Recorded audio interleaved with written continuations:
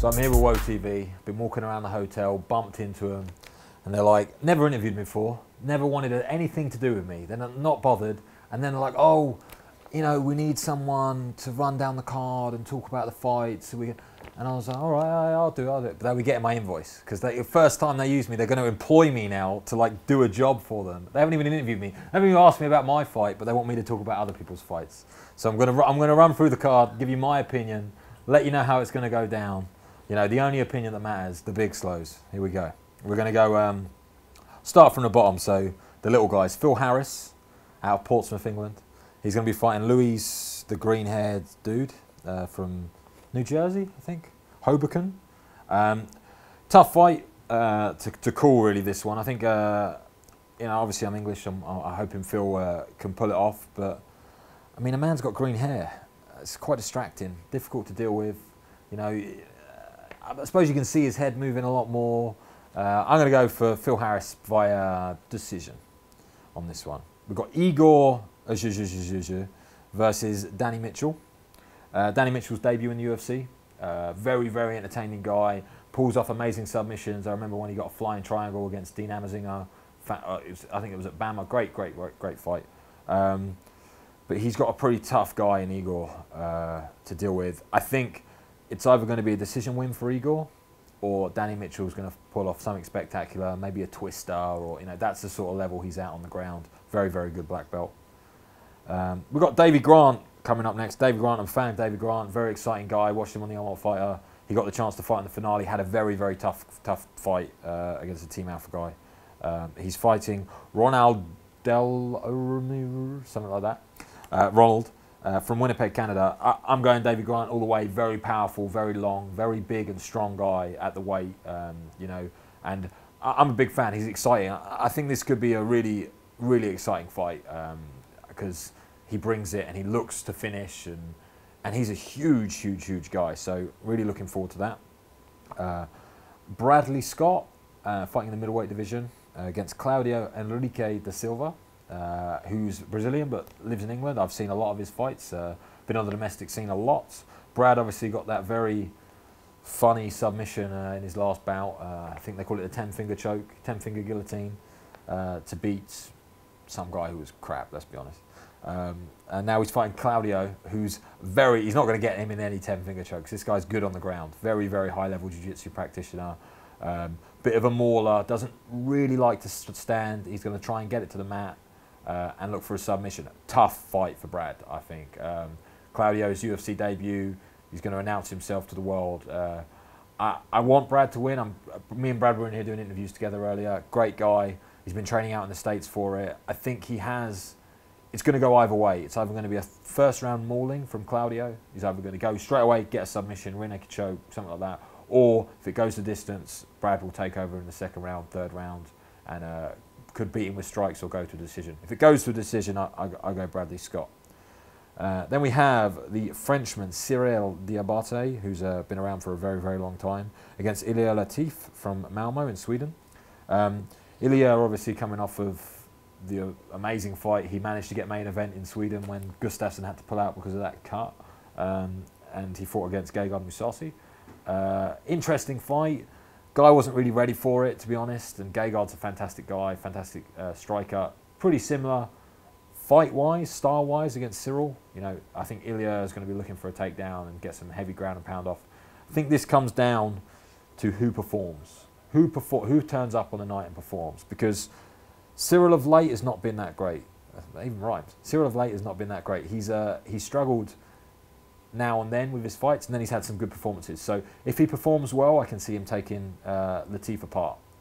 If Latifi performs well, I can see him being a very, very strong guy, getting very strong. He's training with Gustafsson for the fight, you know, going to be used to the range, good at getting in, and I'm going to go for Latifi in this fight. I think he's got the hunger. I think he's, you know, he's going to be tough to deal with in the light heavyweight division. So I'm going to go for the Swede, Latifi.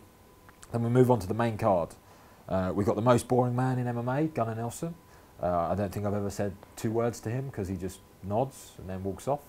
I mean, I'm sure he's a lovely guy, but from Iceland, fighting a guy called Omari Akhmedov.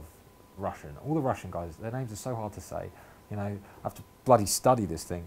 So Gunnar versus Omar, going to be Amari. It's going to be the most boring fight of the night, no doubt about it. They're going to lay on each other, and I don't really care who wins. Brad Pickett versus Seery is up next. I mean, Seery, this is a big ask from a man like Seery to be fighting against Brad Pickett. I'm a huge fan of One Punch. You know, I've had the joy of training with him and his guys when he's over at Team Titan. Great guy. Going down to 125, which, you know, I'm surprised the guy can even do that, because he getting 135, he struggles. He's going to look like a crack addict on the scales. Very, very, you know, if Brad Pickett can make weight and if he can perform, which I'm sure he can, because he's a professional, he's at the highest level, he's one of the best of the world. He'll be one of the best in the world at 125. I think he's one of the best in the world at 135. Had a bit of a tough time recently, you know, but Seery, Cage Warriors champ or something, you know. I've watched him fight a few times. I think his record's something like 13-9, 12-9. You know, but I'm sure he's on like a 6-fight win streak at flyweight. I'll tell you why. Because at flyweight, there's nobody. There's nobody fighting at flyweight. He's fighting kids or something. I don't know. He's stepping up against Brad Pickett. It's not going to happen. Brad Pickett, first round, TKO or submission. That's a big ask from Seery. I don't like to see this fight. I like Seery. Like, another, you know, he's from Dublin, but we'll call it the UK, even though it's Ireland. Everyone calls it the UK. It's not, it's Ireland, but we'll call it the UK. The local guy, Seery. I want him to do well in the UFC. He's local, you know. I could get to him in a couple of hours and go train with him. But he's fighting Brad Pickett. Big mistake. He should have waited for the right time and fought someone a little bit lower level. Then we've got the co-main. Michael Johnson versus Melvin Guillard. Obviously meant to be Ross Pearson. Really excited about that. Bit of a strange end to their fight in Manchester. I really wanted to see that fight. I hope that fight still happens. Melvin Guillard always brings it. Very, very dangerous, explosive guy. Michael Johnson's surprised a lot of people recently. Got a pretty hefty win streak put together. Very, very consistent. Beat Joe Lozon, which I've trained with Joe. I never expected that, and I was a bit upset with that outcome. And I think he's going to surprise us again. I think Melvin probably is the favourite going to the fight. I don't know, but I think Michael Johnson's got what it takes to take, is he called the Black Assassin? The Young Assassin? Black Assassin apart, that's it, Melvin Guillard. Then we've got the main event of the evening, the Swede, Alexander Gustafsson, the Mauler. I think he changed his nickname to something else, but he's the Mauler in my eyes, against London's own Jimmy Manuwa. I say London's own, I think he was born in California, but he lives in London now. So, you know, we'll call him, we'll take him, we'll have him, you know, England will have him. So I've trained with both guys. I know both guys very, very well. Good friends with Jimmy. I wish him all the best. Alex is a stone cold killer. Been training with a guy from about 5 years ago. We used to train when he was a nobody and he was just fighting on the local scene in Sweden. And my coach, Robbie Olivier, who's about this big, was taking him down and submitting him. Now he's fighting John Jones and smashing everybody. So has come a very, very long way, and is a very inspiring character for European mixed martial artists like myself who want to do well in the sport. And it shows you can compete at the highest level, you know, not having a huge wrestling background or not having a huge jiu-jitsu background, you know. So really, really inspiring character. Very close to both of these guys. I'm going to probably say we're going to get a unanimous draw in that fight. And then we move on to the people's main event, the most important fight of the evening, the most exciting fight of the evening, the one that matters, and that is Mats Nilsson, my little brother, who looks just like me, versus myself, Luke, the big slow Barnatt. You know, I think Mats, he's fighting out of Copenhagen. I'm going to go there in 3 weeks, watch Cage Warriors and drink some beers in his home country. Might hit on his girlfriend, I don't know, see how it goes. But he's a very talented guy, Mats Nilsson. Very, very talented. You know, he's been around the European MMA scene for a long time. Fights on Cage Warriors, had some good wins. Tough guy. He's never fought a man like me. He's never got into the octagon and fought an athlete like me, a man the size of me, a man that's going to cause such damage and has the intent to cause damage and is going to look for the knockout. He's a strategist. Let's put it this way.